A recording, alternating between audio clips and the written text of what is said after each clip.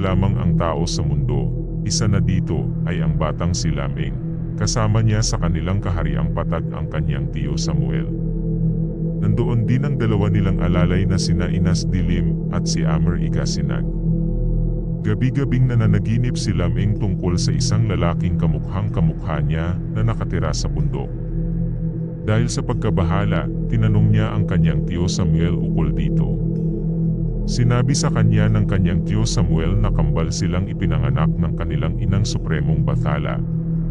Siya ay pinatira sa patag kasama ng kanyang tiyo at ang kanyang kambal na si Asueng naman ay mag-isang iniwan sa bundok. Napatigil ang kanyang tiyo sa pagkukwento.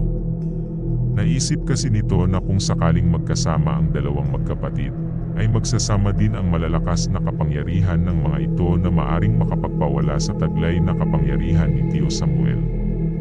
Kaya naman sinabi agad nito na napakabangis na taong may pakpak at dalawang malalaking pangil si Asueng.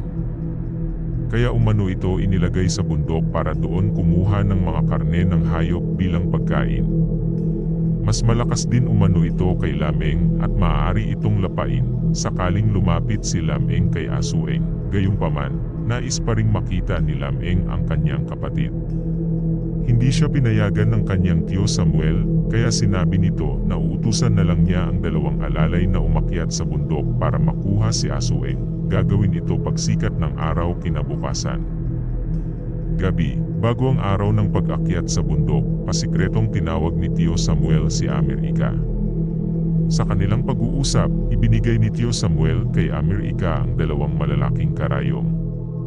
Kailangan umanong itusok ang dalawang karayom sa liig ni Inas bago pa sila makarating sa tuktok ng bundok. Dagdag pa rito, kailangan ding sugat-sugatan si Inas na parabang nilapa ng isang mabangis na hayop. Umakyat na nga ang dalawang alalay sa bundok at nangyari ang ayon sa plano. Bumaba si Amer Ika na dala-dala ang bangkay ng kasamang si Inas. Sinabi nito kay Lameng na inatake sila ng isang lalaking may pakpak at malalaking pangil. Buti na lang daw at nakatakbo siya, ngunit si Inas ang nabiktima. Natakot si Lameng sa nangyari at paniwalang-paniwala siya na halimaw nga ang kanyang kapatid. Bumaba ang dalawang babaeng anghel na itinakdang magbibigay ng anak sa magkapatid. Ang isa ay pumunta sa bundok at ang isa kay Lameng. Nang magkaanak na si Lameng, binalaan niya ang mga ito na huwag pupunta sa bundok dahil nandoon ang halimaw niyang kapatid na si Asueng. Nagpasalin-salin sa lahi ni Lameng ang kwento tungkol kay Asueng.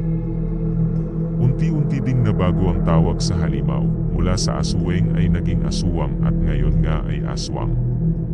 Nagkaroon din umano ito ng mga anak.